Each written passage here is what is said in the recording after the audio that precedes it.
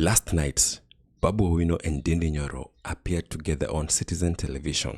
Kiharu MP Ndindi is in the house, as is Embakasi East Member of Parliament Babu Owino. Everyone expected an amazing show. It's Babu, it's Ndindi, but what people did not expect was a political earthquake. Today you are hosting the president and his running mate. Sankoka mesema hivyo. Gentlemen, think about it, man. Think about it. You see, over 100,000 people were watching live. That is only on YouTube. We are not counting the people who are watching directly on their televisions.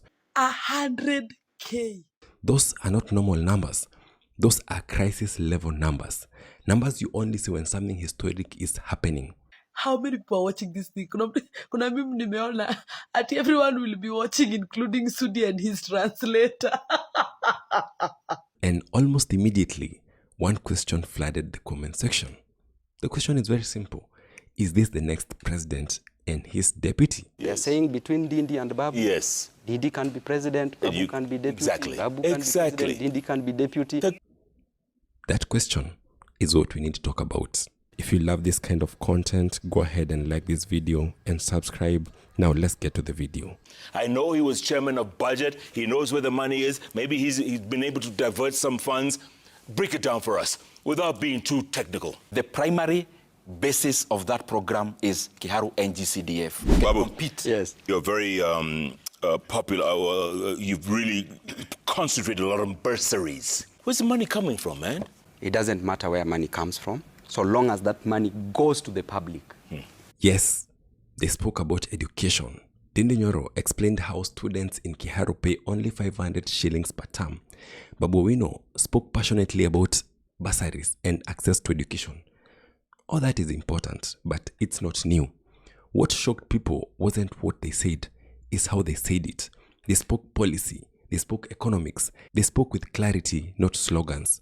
And that is rare in Kenyan politics. I am very keen about the economy because for all the countries that we may admire to be like, all of them, the Asian tigers, the Western countries, what makes the country to be categorized as progressive is how it performs in terms of the economy. We'll ensure that the high cost of living goes down. We'll ensure that overtaxation is no longer there in this nation. We'll ensure that employment is given to our young men and women. We'll ensure that quality education and affordable is given to our children. You see, since the Gen Z protest in 2024 and in 2025, one message has been consistent. Young people want different leadership. I have to agree with Pierre Orumumba for the first time that if this country is going to stand, we have to drain the swamp, the entire swamp. Not recycled coalitions, not tribal arithmetics, not fear-based politics. This is the time we have always been saying about draining the swamp. If you have a vote in your pocket, 2027 is the time to drain the swamp. The problem is, the youth rarely vote because they've never seen anyone worth voting for. That is until now. Because Babu Owino was visible during Maandamano. Ndindi has been speaking directly to youth's concerns, that is education, opportunity, and economic survival. These two are speaking the language of economic liberation, and we all know that is the next revolution. There's nothing you're doing wrong, by the way. Nothing. Don't even cry about it. You're innovative, you've been smart, you've got a good product in the market. There's nothing you're doing wrong. But the system is rigged against you. Yeah. That's all. So change it. And it will be rigged for you. President William Ruto keeps telling Kenyans that the inflation is down, that the GDP is growing, that the economic is improving. But here's the disconnect. People have no money in their pockets. Growth without dignity is meaningless. Ndindi breaks down fiscal policy in a way that ordinary Kenyans are going to understand. For any economy to grow, deal with a person as the unit of the economy. What education does is to add value to human capital. I hope you get that. You see the way you pick mangoes, you take to an industry, to add value, it becomes juice. Yeah. To add value to a human being, as an agent of the economy, you add value through education. Babu Owino explains economics through lived reality. Were it not for education, I would have never been a student leader. Were it not for education, I would have never been a member of parliament. Jeff, the same opportunity that I was given while I was in primary school, while I was in secondary school, while I was at the university, is the same opportunity that I wake up every single day in the morning to give to a child. That combination is very dangerous, especially for these PR-based governments. Government will provide free secondary education from January 1st, the year 2008. You see, online, a pattern has emerged. People have started comparing these two to Mwai Kibaki. Why? Because Mwai Kibaki did two things exceptionally well. He invested in education and he rebuilt the economy. Kibaki in 10 years raises tax revenue, not by increasing tax, but by expanding the economy. And removing barriers to our growth. Yes. He expands the economy that it ends up giving him 1 trillion almost. That's exactly what Ndindi and Babu are centering. Education as human capital and economy as lived experience. Not vibes, not speeches, results. Whatever you do economically speaking, the outcomes speak for themselves in terms of the figures. And I'm saying that because I have been seeing that we are investing too much on PR, selling a story, other than just doing the work to speak for itself. Now, this interview carried a lot of things, but one of the most powerful moments of the interview was the dismantling of the Singapore narrative. For Kenya to progress, we have to start on the basis of reality and truth. The economy actually that is very close to what Kenya should be, if we actually mean to emulate a country, it is actually South Korea.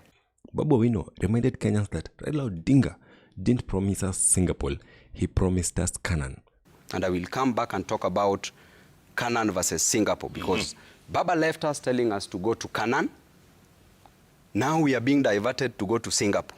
The distance between Singapore and Canaan is 7,800 kilometers. Singapore is the size of Nairobi, not Kenya.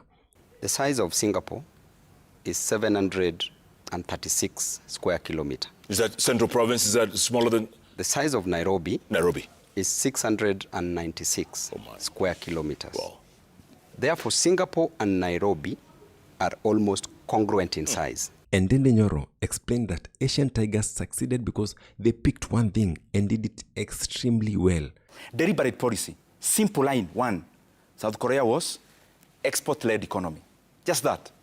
So everything else that the economy was doing, every production, was industrialization, which is based on exporting. Now, Kenya is different because Kenya wants to do everything but poorly. That critic, I'm sure, landed heavily on people supporting this government. Babu also revisited the Vision 2030 3 pillars. With the blueprint that we have, we had 3 pillars. The economic pillar, then we had the social sector. The social pillar, then the last one is the political pillar. Yeah. We ran away from the blueprint, we said bottom up. Right now, we are talking about going to Singapore. We cannot go to Singapore, Jeff, if we can't provide the basics to a common human being in Kenya. His point was very simple, that if Kenya wants prosperity, then this is the path. You don't skip food security and dignity and jump to skyscrapers. Didi, what are your plans? What's your ambition? Is Moranga too small for you? You want to go the whole hog? So, if these two are ever going to run for president in 2027, then we have to discuss numbers. Let's assume we have 22 million registered voters. Ruto gets, let's say, 5 million votes. Traditional opposition gets, let's say, 4.5 million votes. Ndindi and Babu, not far back, let's say like 3.5 to 4 million votes. Suddenly, something changes because they may not win outright, but they force a runoff. And in a runoff, undecided youth are going to turn out because now victory looks possible. Wale wa vijana wako smart. Na kweli, wale wa vijana wanaweza kuwa, yani sijui, I don't know how I can describe them. But plus Sifuna pale, tukipata zilo vichwa ngapi? 3. Sifuna, Babu na Ndindi, baba Kenya inaweza kuwa mahali. And that scenario alone is enough to send panic in State House. What party? Party? What party would you run? Jeff, it is too early. Now, even after Babu Owino and Ndindi Nyoro spoke all the best things in this world, this is still politics. And politics is not simple. There are people who see things from a different angle. And we also have to consider them. Because some argue that Ndindi Nyoro is being groomed to be Matiang'i's running mate. And that this would split the opposition and hand Ruto a second term. That the funding behind Kiharo's education subsidies is questionable. That he must be getting that money from somewhere, possibly from Uhuru Kenyatta or even the government itself. They're saying that Ndindi Nyoro is just another hyped technocrat. And this one was very direct. A dark-skinned Peter Kenneth. You guys remember when Peter Kenneth ran for president with Inawezmek? It was Inawezmek, Aikumek. So people are saying that Ndindi Nyoro should not be hyped. That these two should not be hyped. But that if they ran for 2027, they would see dust. I'm very curious what you think about this. Please tell us in the comment section. But you've seen even messages they're saying between Ndindi and Babu. Yes. Ndindi can be president, Babu can be deputy. Exactly. Babu can be president, Ndindi can be deputy. But correct. by the end of the day, there's still a window. There's a that window. We can decide. And if we decide because we are two great leaders, with number one, intellect, the qualities required, both of us, we have it. Number two, political acumen. Number three, we have the passion and energy to work for the people. And you have youth on your side. The youthful vote. Oh my. Oh my. And finish somebody. Finally, for the first time in years, young Kenyans saw something different. Not government, not opposition, but an alternative. Whether Ndindi Nyoro or Babu Owino are actually the future or just the moment remains to be seen. But one thing is undeniable. William Ruto now has something that he has not had before. That is a credible threat from outside the usual political script. Subscribe.